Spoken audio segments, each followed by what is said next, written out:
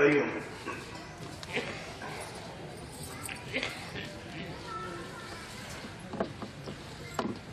ये मेरा सौभाग्य है कि गुरु भगवान ने एक अवसर और दे दिया आप लोगों के बीच में कुछ चर्चा करने का। जो लोग प्रेम करते हैं किसी से, उसकी हर बात अच्छी लगती है, वो उसकी प्रशंसा करते हैं। ये जो कुछ हमारे मित्र कह रहे थे, ये प्रेम करते हैं इसलिए कह रहे थे। वास्तविकता ये है कि मैं भी उसी मार्ग पर चल रहा हूं, मैं भी यात्रा में हूं, आप भी यात्रा में। कुछ थोड़ा आगे पीछे का अंतर हो सकता है, हम सभी यात्रा में हैं। इसलिए मेरा कोई भाव गुरु भावुक नहीं है। मैं कभी स्वप्न में भी अपने को ऐसा नहीं महसूस करता कि मैं शिष्य बनाऊं या मैं किसी का गुरु हूं। ये आपका अपना चिंतन है कि आप किस रूप में प्रेम करते हैं, भाई समझते हैं, मित्र समझते हैं, पिता समझते हैं, क्या समझते हैं, वो आपका धर्म है। यहां तक सत्संग का प्रश्न है, ये गुरु परंपरा है। जैसा हमारे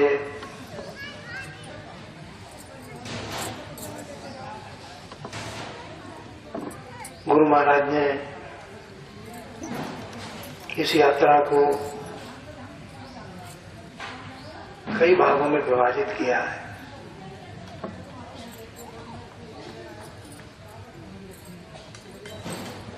इस संबंध में तो विस्तार से हम चर्चा किसी और सभा में करेंगे,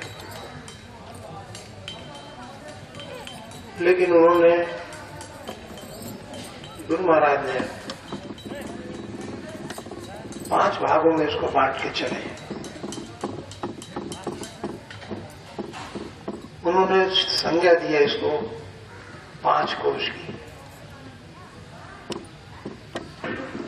कोश का मतलब यह है आवरण।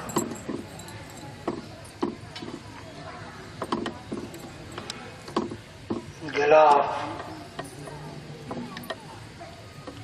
कवर चढ़ा हुआ है 5। जैसे कि मैं पहले बैठा हूं, कवर है, कुर्ता है, कवर है और बनियान है, उसके अंदर शरीर है। आत्मा तक जाने के लिए 5 आवरण माने। खास बात नहीं है, बड़ी सरल है। और वो 5 आवरणों की बड़े सरल है। सबसे बाहर में जो दिखता है वो ये शरीर दिखता है। क्या कभी आपको प्राण दिखता है? क्या कभी आत्मा दिखती है? शरीर का भी एकदम बाहरी ये खाल से जो ढका हुआ, ये जो आवरण से इस मलिन शरीर को, इस घृणित शरीर को आप देख नहीं सकते, कल्पना भी नहीं कर सकते, कभी सोच भी नहीं सकते। अगर आप इसका सिर्फ ये सबसे बाहरी आवरण ही हटा दें तो आप उसको देख नहीं सकते, और देखने के बाद आप भोजन नहीं कर सकते। शरीर अंदर, और अंदर जाइएगा तो और गंदा है। मांस के बाद रक्त है, मल की नाली है, मूत्र है, पीठ है, ऐसा कुछ बड़ा बड़ा है, और अंत में अस्थि पंजर है। अगर आपके पास आप किसी चारपाई पर सोए हैं और उसके बराबर में आपके एक किसी मरे हुए व्यक्ति का ढांचा लाकर लिटा दें, वो कितनी ही सुंदर स्त्री रही हो, तो क्या आप सो सकते हैं? सोचो सोचो। लेकिन जो आप स्त्री कल्पना करते हैं तो उसके अंदर वो क्या है, और वो स्त्री कल्पना करे पुरुष की तो पुरुष भी वैसे ही बड़ा भयंकर है। प्रकृति ने इसे ढक दिया, देखो आवरण से रख दिया, और उस आवरण से, उस आवरण के वजह से इतना सुंदर लगता है शरीर, है ना, कि बड़े बड़े महायुद्ध हो गए। महाभारत में द्रौपदी पूरे महाभारत की धुरी है।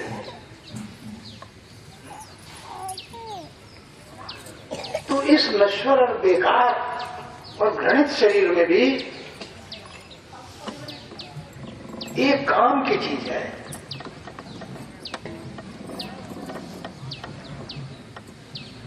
वो आत्मा है।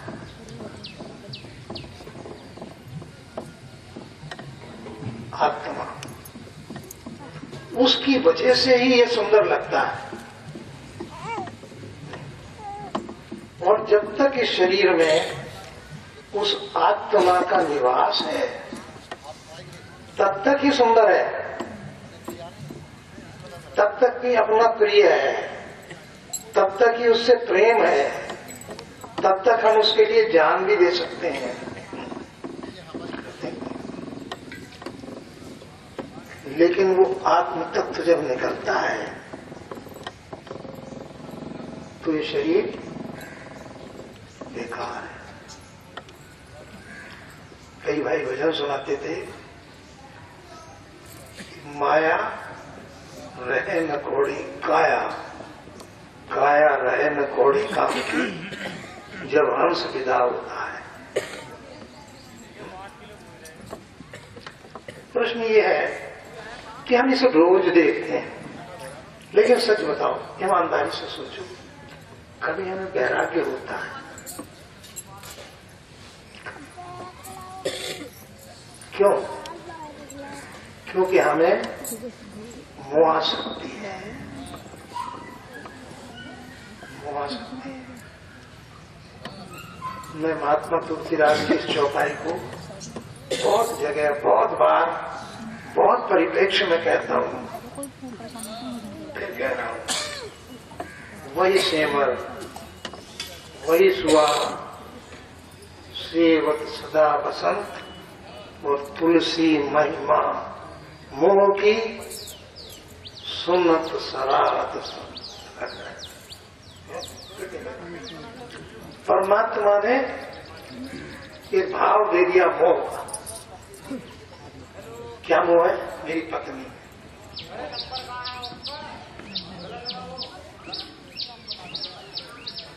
मेरा बच्चा है, मोह है। पड़ोसी का एक्सीडेंट हो जाए, थोड़ा दुख होगा कि यार अच्छा आदमी था, पड़ोस में मर गया। अगर अपने बेटे का हो जाए तो अस्पताल में पड़ा रहेगा, चिल्लाएगा, प्रार्थना करेगा, भगवान से कहेगा कि तू इसकी जान मत दे, मेरी दे दे। क्या है? क्यों कर रहा है? मैं का मोह है। इस मोह से ही सारा संसार चल रहा है। अगर ये मोह ना हो तो संसार चल नहीं सकता। बड़ा सुंदर प्रसंग श्रीमद् भागवत में आता है कि जड़ भरत उसको जो पहले ज्ञान हुआ तो जंगल में तप कर रहे थे राजा भरत।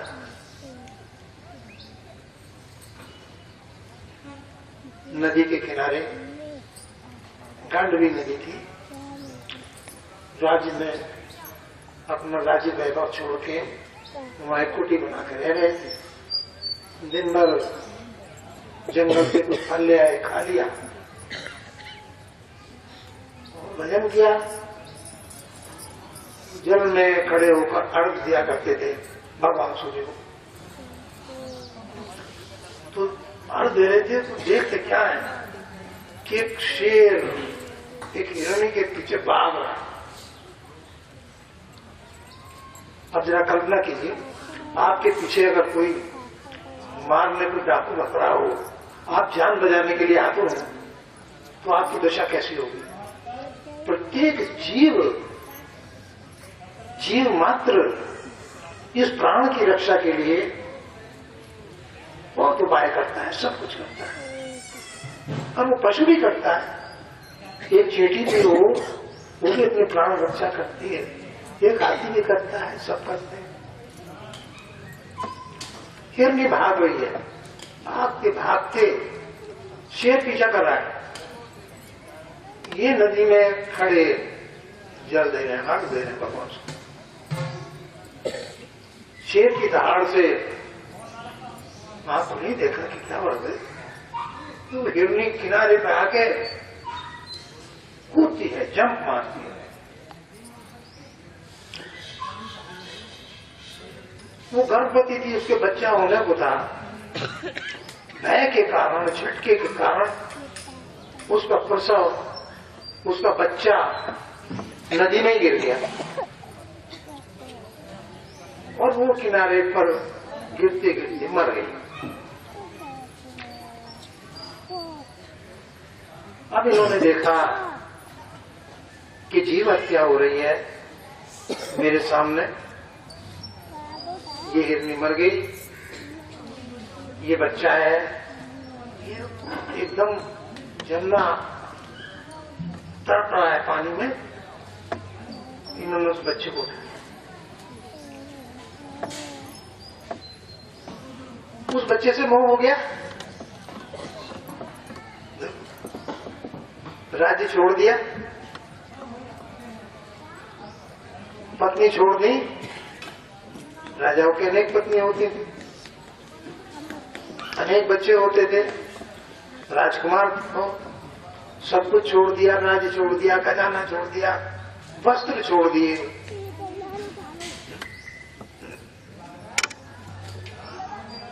सोने के पात्रों में भोजन करता था, छोड़ दिए। बिछाने के लिए कंबल नहीं, वैसे पड़ा जाड़े में। लेकिन मोह किससे हुआ? उस बच्चे से मोह हो गया। मोह का पता नहीं चलता है, मोह का पता नहीं चलता कब हो जाए, किससे हो जाए, कहाँ हो जाए। और कष्ट जो छुपा है वो मोह में छिपा है, वो कहीं छिपा नहीं है। सोचो, अपने जीवन में सोचो।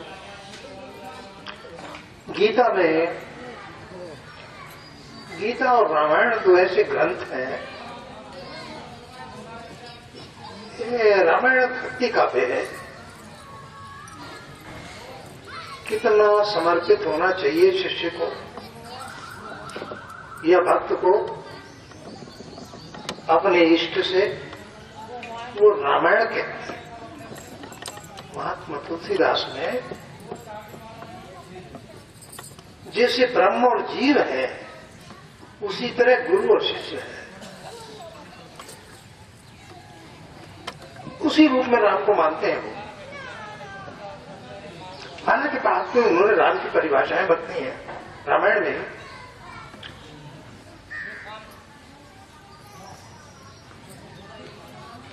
वहां मोह समाप्त हो गया। भगवान ने गीता में,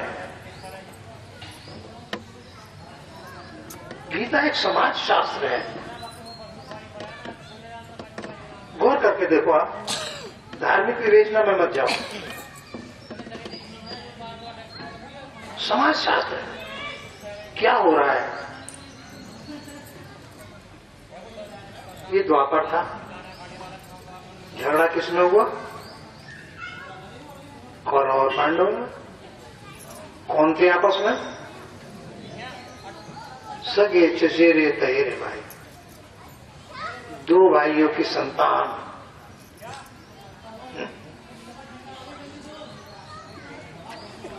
अब देखो, उस जमाने भी मोह आसक्ति थी धृतराष्ट्र को। वो अपने पुत्रों को देना चाहता था राज्य,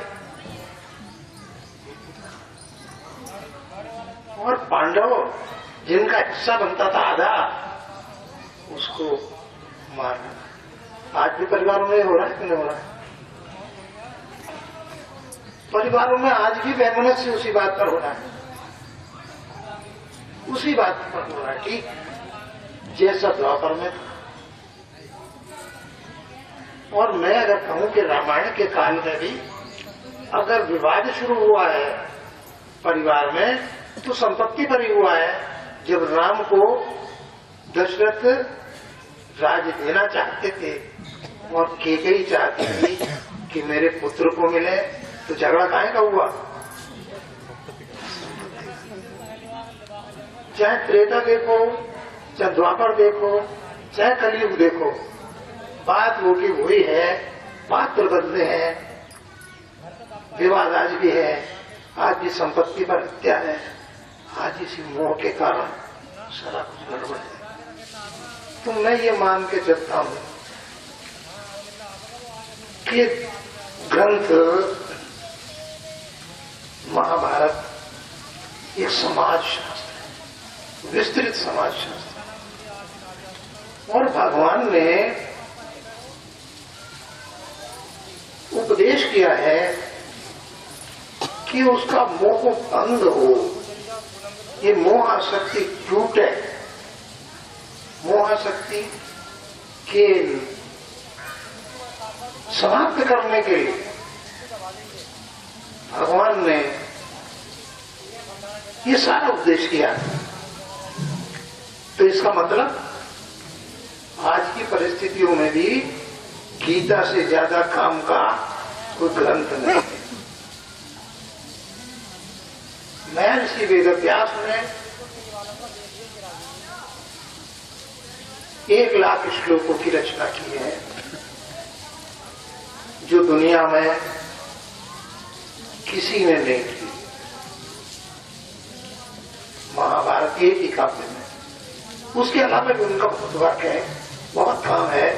उपनिषदों पर काम किया, वेदों का सरलीकरण करा, लेकिन उपनिषद भी इतनी क्लिष्ट है कि वो साधारण व्यक्ति को समझने में कठिनाई है। उसका एक कारण भी था। क्या था?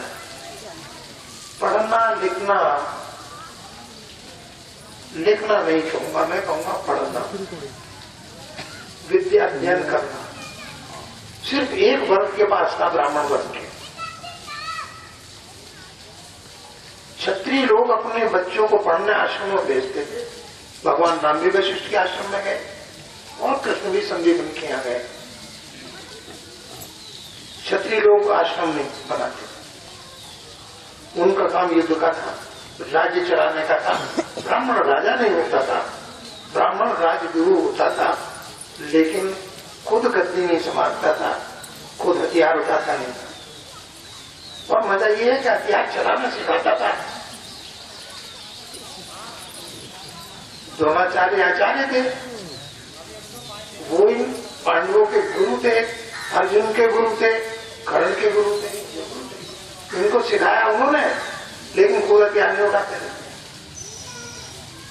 ये अपने राजा की तरफ से लड़ने ब्राह्मण जरूर जाते थे। जब राजा को आपत्ति पड़ती थी, जिसका ये नमक खाते थे, जिसके दरबार में रहते थे, जिसकी सेवा करते थे, उसकी तरफ से ऐसे प्रसंग मिलते हैं। क्योंकि द्रोणाचार्य भी कौरवों की तरफ से लड़ने गए, इस वक्त प्रसंग सिर्फ इतना है आज की सभा में कि भगवान ने गीता में जो उपदेश किया है,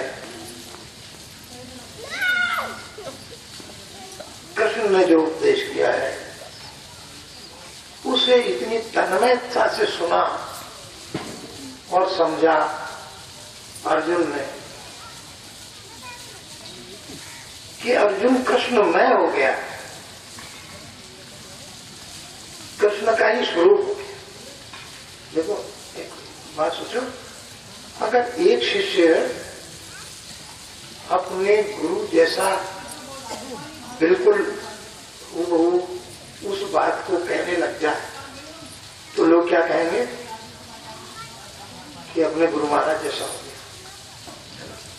उस जैसा हो गया। अगर किसी एक व्यापारी है, उसका बेटा जैसे बाप संभालता था ठीक वैसे गद्दी संभाल ले तो लोग क्या कहेंगे, बाकी के लोग। अर्जुन को गीता में कृष्ण की उपाधि दे दी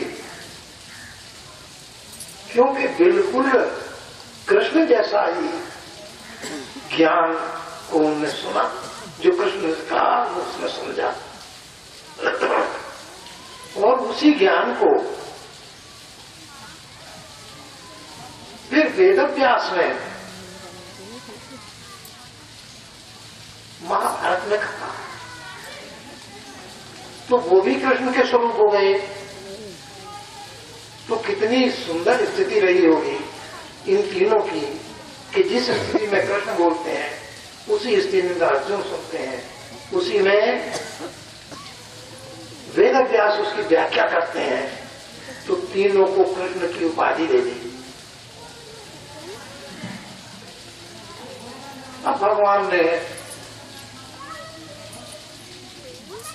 जो कुछ कहा वो वेदव्यास ने अपने महाभारत में कहा, लिखा उत्पत्ति को। क्योंकि जब तक वेदव्यास का समय है तब तक लिखने की परंपरा चल पड़ी, त्रेता में नहीं थी।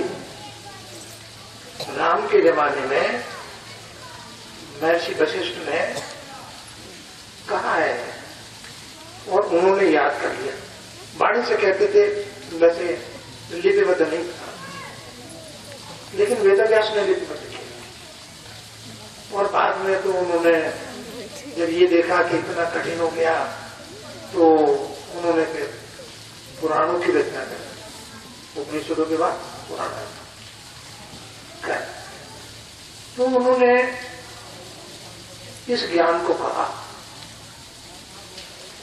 और सबसे पहला क्यों कहा, ये सब लंबा विषय है, इस वक्त बहुत संक्षेप में चलेंगे। उन्होंने सबसे पहले कर्मयोग की बात करी है और वहीं से मैं आज अपनी बात को प्रारंभ करता हूं।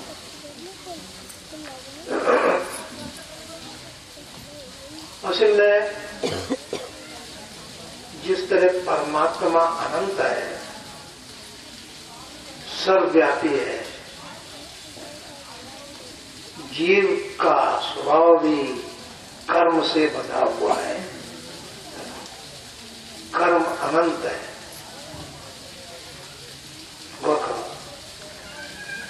एक क्षण मात्र के लिए भी जीव बगैर कर्म के रह नहीं सकता, कर्म करता रहेगा।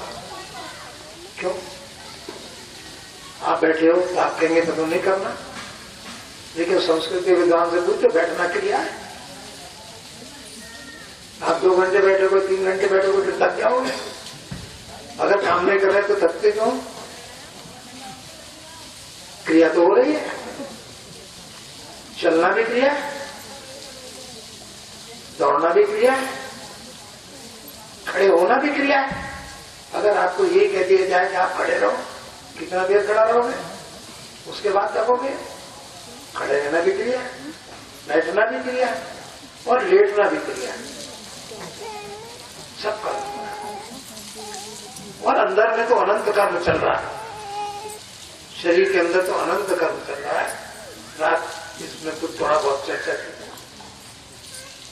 अंदर में तो सारे विभाग चल रहे हैं, भोजन का भी, ऊर्जा का भी, सफाई का भी, सारे निर्माण का भी।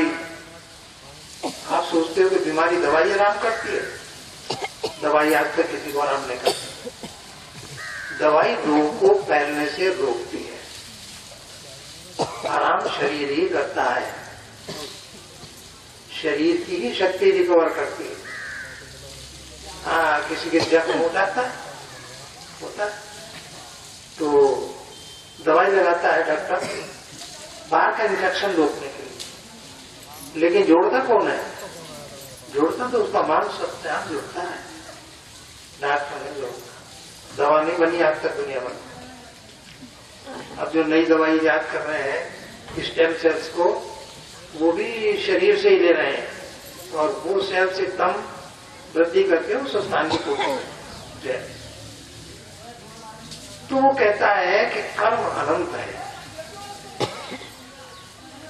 कर्म हो रहा है, जीव बगैर कर्म करे रह नहीं सकता है।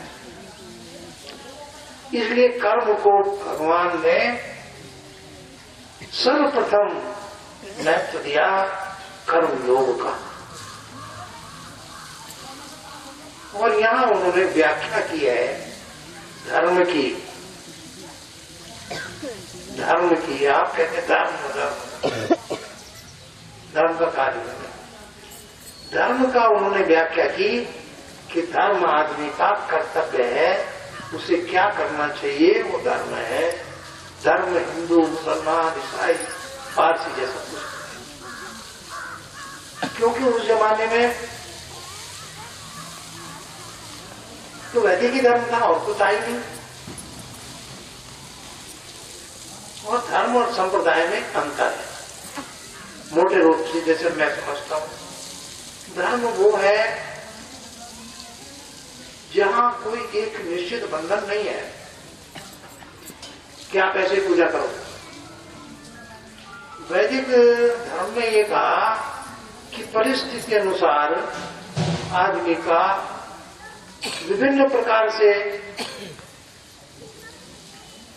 यात्रा करने का स्वभाव बनता है। कोई आदमी भजन से प्राप्त करता है, कोई आदमी योग से प्राप्त करता है, कोई आदमी तप से ही करता है, कोई आदमी भक्ति से ही करता है, कोई प्रेम से ही करता है। अनेक अनेक तरीके हो सकते हैं। इसलिए ये नहीं कहा कि यही मार्ग ठीक है, दूसरा मार्ग गलत है, क्योंकि किसी के लिए कोई सा मार्ग सुलभ हो सकता है। तो उन्होंने ये कहा कि भाई ऐसा करो कि कर्म व्यवहार में आप धर्म वो हुआ जो आपको कर्म करना चाहिए। और धर्म की पहचान क्या है कि वो मनुष्य के जन्म से पहले बनता है। कैसे बन गया आपका धर्म? आपकी माँ, आपके पिता पहले बन गए कि नहीं बन गए? जन्म के बाद में हुआ 9 महीने के, जब घर में आया तब बन गए। माता पिता तब बन गए, और माता पिता की सेवा करना तुम्हारा धर्म बन गया। तो धर्म तो तुम्हारा पहले निश्चित हो गया। और तुम हिंदू परिवार में हो गए तो आपने हिंदू धर्म ग्रहण कर लिया। फिर मुसलमान क्या हो गया तो तुम मुसलमान कर लिया। तो वो कहता है कि धर्म मनुष्य के जन्म से पहले बनता है और धर्म प्रतिक्षण बदलता है, प्रतिक्षण बदलता है। अब अभी ये भाई बता रहे थे कि हम नजीबाबाद थे तब, उस वक्त इनका धर्म था जल्दी आश्रम पहुंचो, और जब आश्रम हो गए तो इनका धर्म बना कि जल्दी मुझसे मिले, और उसके बाद धर्म बना कि नाश्ता करें, जलपान करें, पूजा करें। धर्म बदल रहा, धर्म प्रतिक्षण बदल रहा, कर्तव्य बदल रहा। तो उन्होंने कहा कि धर्म बदलता है, अपने धर्म का कर्तव्य का पालन करना चाहिए। एक वकील है, उसका धर्म है कि अपने मौके के लिए ईमानदारी से पैरवी करे। एक डॉक्टर है, उसका धर्म है कि अपनी पूरी योग्यता के अनुसार एक मरीज का इलाज करे। एक मास्टर है, उसका ये धर्म है कि पूरे कर्तव्य के साथ, पूरे ईमानदारी से और पूरे ज्ञान को अपने शिष्य को दे, धर्म है। इसीलिए हमेशा गुरु अपने शिष्य को अपने से भी योग्य करना चाहता है। जिस तरह माँ बाप अपनी लौकिक संपदा, अपने परिवार को छोड़ते हैं, देखो गुरु को उबारने वाले और डुबाने वाले शिष्य होते हैं।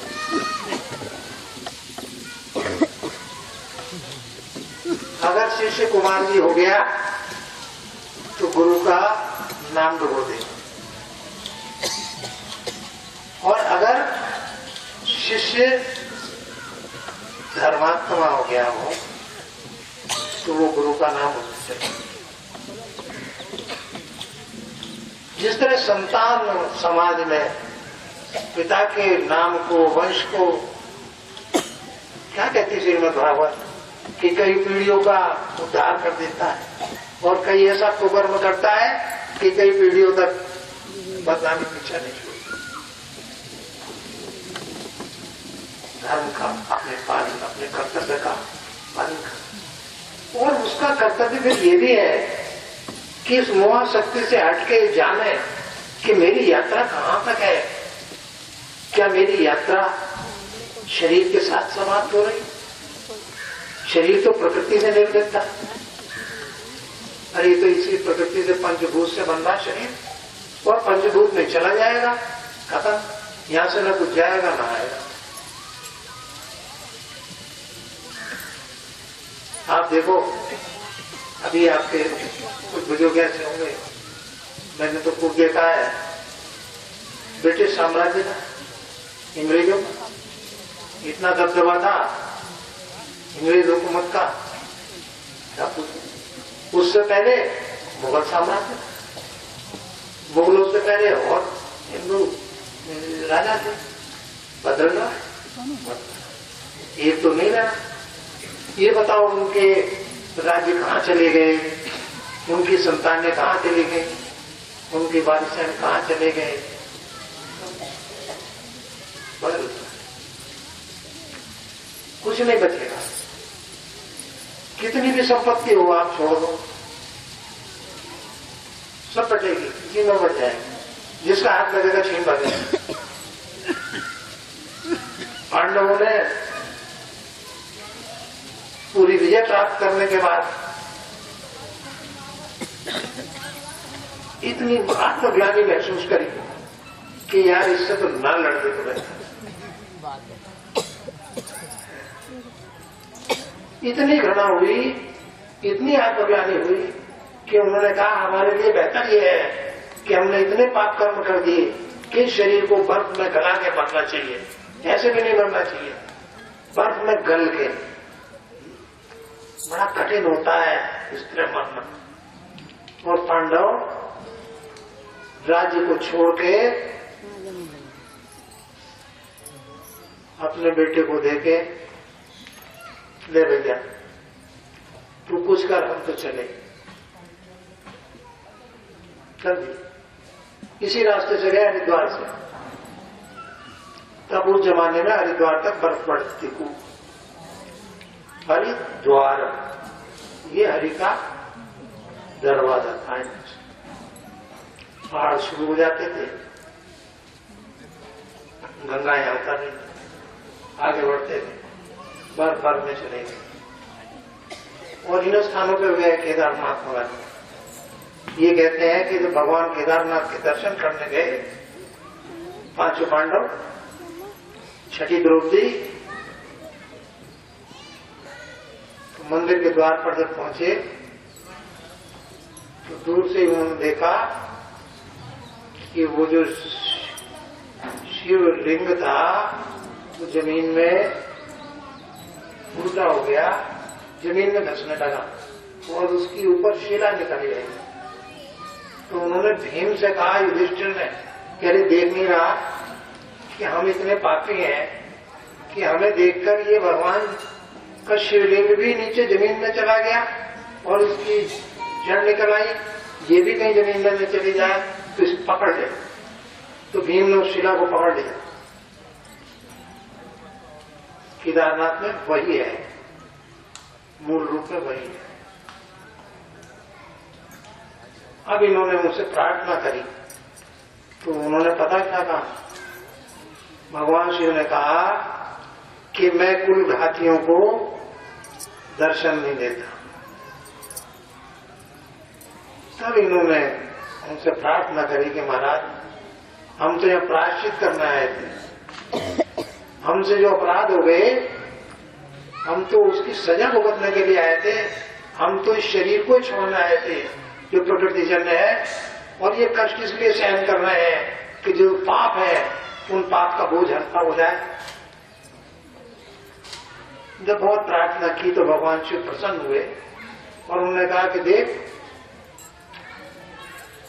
हमारा जो काठमांडू है वहां पशुपतिनाथ के रूप में हमारा प्रगटीकरण होगा। तो पशुपतिनाथ में निकला है लिंग अपने आप भगवान शिव। तो कहने का मतलब ये है कि कर्म के महत्व को दिया है, हमको जो कर्म है उसको देखना चाहिए। किसी भी आदमी की आप पहचान काहे से करते हैं? कर्म से। ईमानदार है कि बेईमान है, चरित्रहीन है कि चरित्र बुरा है, भक्त है। एक शिष्य की भी पहचान कहां से होती है? गुरुमुख शिष्य है क्या? आज भी मैं देखता हूं, एक आध मुझे ऐसा व्यक्ति मिला जो अपने गुरु के प्रति इतनी निष्ठा रखता था, मुझे बड़ा ताज्जुब हुआ कि आजकल का जमाने में, और वो भी बहुत बड़ा ऑफिसर, बहुत बड़ा IAS रैंक। मैंने उसके इन्विटेशन, उनकी लड़की का विवाह का आया मेरे पास, तो उसमें उन्होंने ओम गणेश आय ने नहीं लिखा था शुरू में, उन्होंने गुरुवे नामा लिखा, बाद में था गणेश आय। जब भी मैं उनसे चर्चा करता था मुझे बहुत अच्छा लगा, बहुत अच्छा समझ सकते। तो कहने का मतलब यह है कि आदमी के कर्म से आदमी की पहचान होती है, और सत्संग में आने का एक मतलब है। वो मतलब ये है कि कुछ देर के लिए तो सत्य को स्वीकार कर ले। मैंने संत एकनाथ की कथा सुनी थी, वहां वो मैं आपको सुनाऊं, बहुत बार सुनी होगी, कुछ नए भाई होंगे। मैं विशेष रूप से नए भाइयों के लिए बोलता हूँ, पुराने तो ज्ञानी हैं, उनसे तो मैं ही सीखता हूँ, लेकिन नए भाइयों के लिए मैं कभी चर्चा करता हूँ। ऐसा हुआ कि संत एकनाथ के जीवन में एक प्रसंग आता है। आप ज्यादा समय नहीं हुआ संत एकनाथ को, थोड़ा समय हुआ। देखो, संतों के आचरण से, उनकी बातों से अगर हम कुछ शिक्षा लें तभी तो कोई लाभ है, न ले तो क्या फायदा। एक घटना ये घटी कि गांव में को जा रहे थे एक रात, रात्रि हो गई। जिस गांव में आश्रम था वो दूर था, इस गांव में को निकल के जाना था। उन दिनों में टॉर्च तो हुई नहीं थी, बिजली नहीं थी, दीपक अंधेरे में बुझता चलता है, तो लोग मशाल रखते थे, शायद आपने सुना होगा, हमने भी देखी मशाल का कुछ। क्या करे थे, कुल्लड़ में बिनौले भर के उसमें तेल डाल दे और उसे आग लगा दे, तो वो बिनौले जलती रहती थी। बिनौले में कुछ होता था, घंटों जलती रहती थी। तो वो मशाल लेके चलते थे लोग। संत एकनाथ को जाना होगा, महात्मा आदमी बेचारा वो मशाल लिए चला जा रहा था।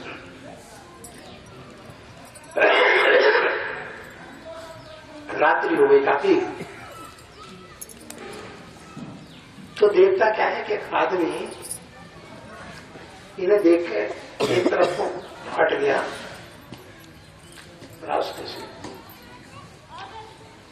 तो इन्होंने उससे पूछा, इन्हें तो होश नहीं थी, वो तो पहले अंधेरे में खड़ा होगा, वो आ रहा होगा, वो इधर बढ़ गया।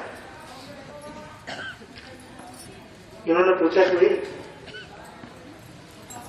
तुम कौन हो, क्या बात है, अंधेरे में कहां जा रहे हो, मैं तुम्हारी कुछ मदद करूं। उसने कहा कि तुम महात्मा आदमी हो, तुम अपना रास्ता लो, तुम्हें इस बात से क्या मतलब है मैं कौन हूं। मैं तो तुम्हारी मदद करने की बात कर रहा था। तो बोले कि मुझे तुम्हारी मदद नहीं चाहिए, आप अपना काम करो, मुझे अपना काम करना। बोले यार बात बताने में भी क्या दिक्कत थी, अगर तुम्हें बता ही देता। क्या बात थी, मैं तुझे पहुंचा दूं। बोले तुम जाओ महाराज, मुझसे बहस मत करो, तुम अपना काम करो। चक्कर आ गया। एक वहां बोले कि यार कुछ बात है, ये बोले कि भाई देख अब मैं तो जा रहा हूं आगे, लेकिन एक बात बता दे।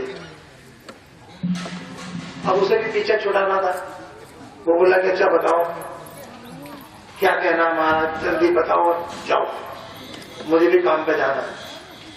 तो बोले देख एक बात बता, एक मैं तुझे बात बता रहा हूँ, समझ गए, मानेगा मेरी बात। बोले हाँ मानूंगा, चल बता, जल्दी बता महाराज।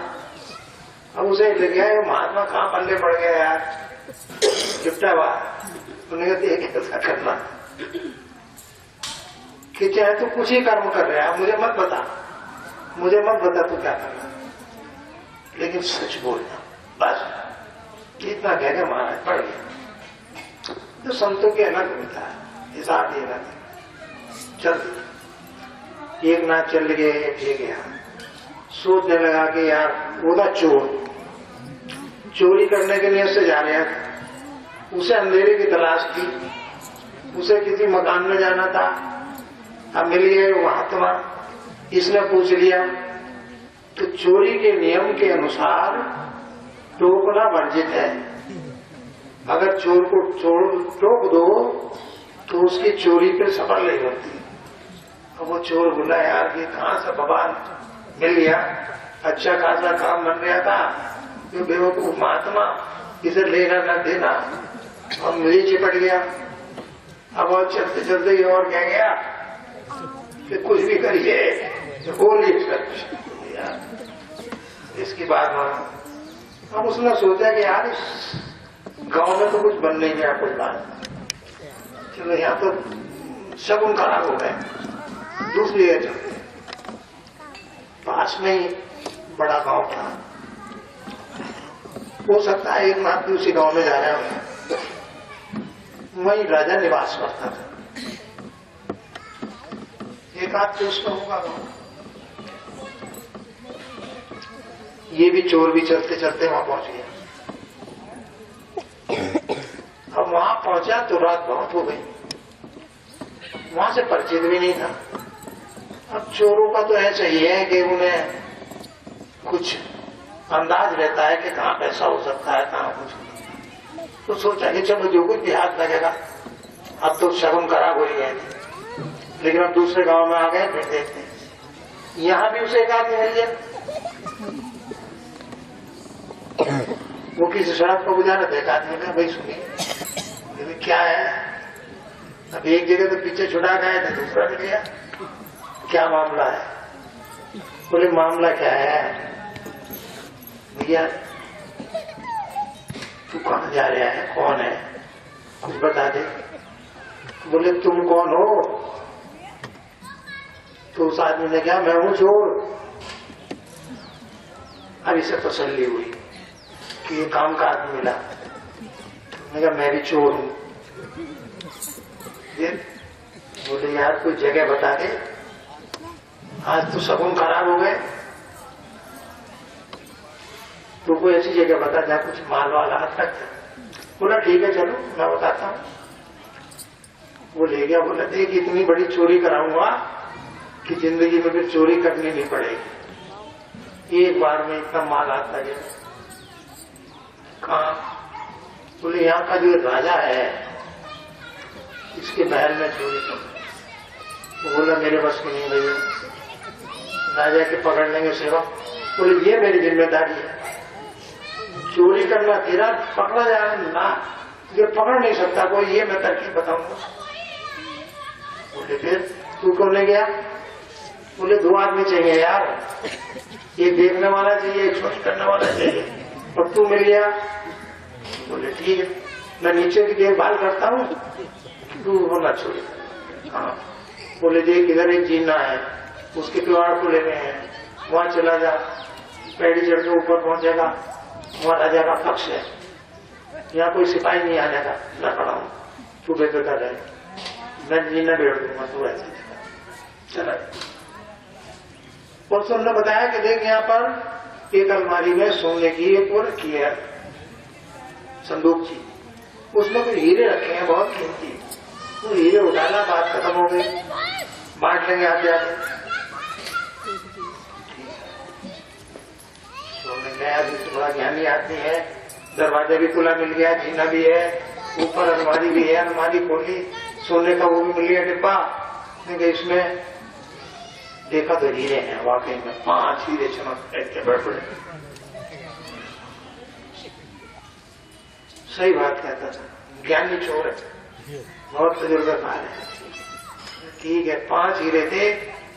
अब उसने सोचा यार 5 2 में कैसे बटेंगे। महात्मा ने एक बात बताई थी कि जो भी कहे बोलिए सच, तो मैं 5 को कैसे बांटूंगा, फिर झगड़ा होगा, वो चोर लेगा 3, वो बता रहा, और अगर 3 न दिए मैंने 3 दिए तो वो मुझसे झगड़ा करेगा, क्या करूं। उन्हें यार 1 छोड़ दो, 4 ले चलो। उन्हें 4 हीरे रखे,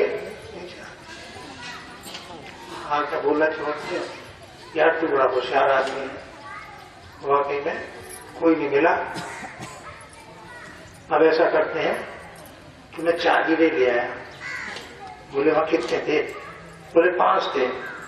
4 क्यों लाया? बोले तेरे अंदर और मेरे अंदर वैमनस्य पैदा हो जाता, झगड़ा होता, हीरा कट नहीं सकता, बढ़ेगा कैसे, और मैं तुझे 3 लेने को पर तैयार नहीं, और तू मुझे 3 देने को तैयार नहीं, बता तो कैसे बंटवारा होता, तेरी मेरी दोस्ती खराब हो जाती। तो ऐसा कर ले, 2 तेरे 2 मेरे, 1 वहां छोड़ दे, छोड़, बहुत है, 2 ही बहुत है हमारी जिंदगी भर के लिए, बहुत। बोले बोला ला भाई दो उसने हीरे लिए। बोले क्या नाम है तेरा? मेरा नाम ये है। कहाँ का रहने वाला? तो फला गाँव का हूँ। और फिर बोले अभी तो मैं रुकूंगा यहाँ 2-4 रोज और फिर जाऊंगा अपना। बोले ठीक। अब वो चोर अपना गांव में चला गया, शहर में। बोला ये अपना दूसरा जो चोर था यहाँ का, ये वहां चला गया। सुबह को पहरेदारों ने खबर दी कि महाराज चोरी हो गई। क्या हो गया कि महल में आपके ऊपर कमरे में से हीरे निकल गए 4। कितने हीरे थे भाई? बोले 5 थे। 4 कैसे निकल गए? अब तहकीकात शुरू हुई, दरोगा से उससे सख्ती शुरू हुई है तमाम। अब चोरों को ढूंढते बने, चोर हाथ नहीं आए, क्योंकि वहां के चोरों से तो वाकिफ थे, बाहर के चोर से तो वाकिफ थे नहीं। बड़ी दिक्कत में आ गए यार, कैसे हो। अब राजा के यहाँ चोरी हो गई तो सारा मामला परेशान, बहुत बड़े परेशान। खैर किसी तरह राजा ने कहा कि भाई दूसरे गांव का हो सकता है, यहाँ का नहीं होगा, मुझे पकड़ो। तो जो अब जब पुलिस पीछे पड़ती है सारा हमला, तो उन्होंने उसे पकड़ लिया, पकड़ के ले आए। अब वो खड़ा हुआ दरबार में आके, तो राजा ने पूछा कि भाई कैने चोरी करी? बोले कि हाँ साहब। क्यों करी? बोले साहब मैं हूं तो उस गांव का, हाँ नहीं बन पाई बात तो यहाँ आ गया। वो महल में कैसे आ गया? तो यहाँ एक चोर मिल गया मुझे साहब, उसने बताया और उन्होंने मुझे सारी तरकीब बताई, उसने ये रास्ता बताया। क्या करें? उन्होंने कहा जी 2 हीरे हैं, ये मेरे पास थे और उन्होंने कहा कहो मंत्री जी। मंत्री जी बोले कि ये तो चोर ने एडमिट कर लिया कि चोरी इसने कर लिया, अब मैं जाकर मुआयना करता हूँ। अब वो पीछे पुलिस को वहां का जो सेवक थे लेके गया, उसने देखा खोल के डिबिया को, तो उसमें एक हीरा वाकई में है। तो उस मंत्री ने वो हीरा उठा लिया चुपचाप और अपने पगड़ी में रख लिया। बोला कि यार चोर तो पकड़ा गया, पिटाई तो इसी चोर की होनी है, अब ठीक है। बोले कि महाराज ये झूठ बोल रहा है, इसने 500 हीरे इसने छुपाए। राजा बोला उससे चोर से कि भाई बता, सही बता, अगर तेने 5 ही उठाए? बोले नहीं महाराज 4 उठाए थे, 2 चोर को दिए, 2 मेरे पास। आप दूसरे चोर को पकड़ लो, उसके पास 2 निकलेंगे। अब राजा कहे कि भाई देखिए तो सही बोल रहा है, कोई दूसरा चोर था इसके साथ, इसे तो यहाँ महल का पता नहीं हो सकता। ये बता चोर है कहाँ? बोले कि जी उस चोर पे 3 हो, अगर इनमें बंटवारा हुआ है। तो उन्होंने पूछा इससे कि सही से बता दे, उस चोर को 3 दिए? नहीं साहब 2 ही दिए, ईमानदारी। अब राजा ने जो पुलिस का आदमी उसके थे, राज सेवक उनसे कहा कि इसकी मंत्री के कपड़े उतारो। अब जैसे ही उसका साफा खोला तो उसने हीरा निकल गया। राजा ने कहा अच्छा अब इसे बंदी बना लो, इसे बंदी बना लो। मंत्री जी को मंत्री बंदी बना लिया, हाथ पर डाल दिया। बोले तेने ये हीरा चुराया? हाँ साहब नियत हो गई, ठीक है। तो उन्होंने चोर से कहा कि तुझे पहचान है उस चोर की दूसरी? बोले महाराज मैंने दिन में उसे कभी नहीं देखा, तो रात में मिल गया था अचानक, तो मैं तो उसे पहचानता नहीं हूँ। तो ये था कि मैंने उसको अंधेरे में देखा था, तो कुछ उलिया समझ में नहीं आ रहा, मैं ऐसे ही था इसी कद का। तो राजा ने कहा कि ठीक से देख, मैं तो नहीं था। एक्चुअली वो राजा ही देश बदल के देखता था कि मेरी प्रजा कैसी रह रही है, क्या हो रहा है। अब बात खुल गई। राजा ने कहा ये रहे 2 हीरे जो इसने दिए तेरा, 2 हीरे वो रहे, एक मंत्री का रहा। मंत्री को जेल भेज दो, ये चोर को रख दो, ये चोर को मंत्री बनाते हैं। अब वो चोर क्या सोचता, कथा का सार आ गया बिल्कुल। चोर ने कहा कि मैंने उस महात्मा की एक बात मान ली कि चाहे कर्म कोई कर, ये बोलिए सच। उस सच का परिणाम ये है, अगर मैं भी झूठ बोलता तो मैं भी जेल में होता। अब उसने राजा से कहा कि महाराज मैंने महात्मा की एक बात सुन ली और मान ली, तो मैं आज मंत्री बन गया आपका। मैं बगैर पढ़ा लिखा आदमी महाराज और पेशे से चोर, उसको आप इतना बड़ा दायित्व दे रहे हो मंत्री का, और ये जो मंत्री है तजुर्बेकार तमाम जिंदगी बीत गई, इसे आप जेल भेज रहे हो। तो महाराज इतना पुण्य मेरा एकदम हो गया एक महात्मा की बात मानने से। अगर मैं उसकी सारी बात मान लेता तो मेरा तो जीवन सुधर गया होता महाराज। मैं आपका मंत्री नहीं बनता, मैं तो उस महात्मा के पास जा रहा हूँ, मैं उसे ढूंढता हूँ और ढूंढ के मैं उसकी शरण में पहुंच जाऊंगा। मैंने तो घर गृहस्थी सब कुछ छोड़ दी, मैं तो उसके पास गया, वरना मुझे मंत्री पर चाहिए, कुछ नहीं चाहिए। बैरागी की एक क्षण होता है, तुलसीदास को पत्नी ने डांट दिया तो वैराग्य हो गया। किसी को कहीं होता है, किसी को कहीं होता है, हो जाता है। जो वैराग्य होता है चला सुनते हैं वो सुनते हैं, का बहुत बढ़िया शिष्य हुआ, बड़ा धर्मनिष्ठ हुआ। जब आदमी बदलता है तो बदल जाता है, पूरा बदल जाता है। मैं सत्संग में भी देखता हूँ बहुत से लोगों को कि बहुत शराब पीते थे, कैसे थे, मांसाहारी थे, व्यभिचारी थे, वो आके सुधरे, बड़ा उनका नैतिक जीवन बिल्कुल बदल गया। और पिताजी महाराज तो एक और बात कहते थे कि ये सत्संग महात्माओं के लिए नहीं है, सत्संग तो है ही ऐसे आदमियों के लिए। अरे जो सुधरा हुआ है उसके लिए क्या सत्संग की जरूरत है? सत्संग की तो उसे है कि जिसमें दोष है। दोष आदमी, दोष वाले तो आएंगे और उनके दोष दूर करना काम सत्संग का है। अब ये बात है कि वो उसकी बात मान ले तो ठीक है, उसका काम सुधर जाए। तो इस सभा को मैं इसी स्थान पर पूर्ण करता हूँ, वाणी को विराम देता हूँ। थोड़ा अभ्यास कर लिया जाएगा। सबसे आगे जैसा कि हमारे महाराज ने ये बताया कि ये पहला कोश है अन्नमय कोश। अन्नमय कोश में शरीर है, इस शरीर की इंद्रियां हैं। इन पांचों इंद्रियों से आदमी भोग भोगता है, छठी कोई इंद्री नहीं है।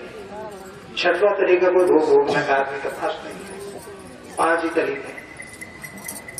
तो ये शरीर इंद्रियों से चलता है, इन इंद्रियों से कर्म होता है। तो कर्म सुधर जाए, ये पहला योग है। इसको कहा कर्म योग।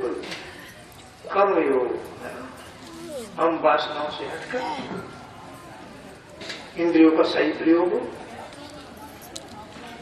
कर्मयोग। कर्मयोग के बाद आदमी ने आगे जो यात्रा करनी है उसकी बात हम दूसरी मीटिंग में करें। आप क्या करें?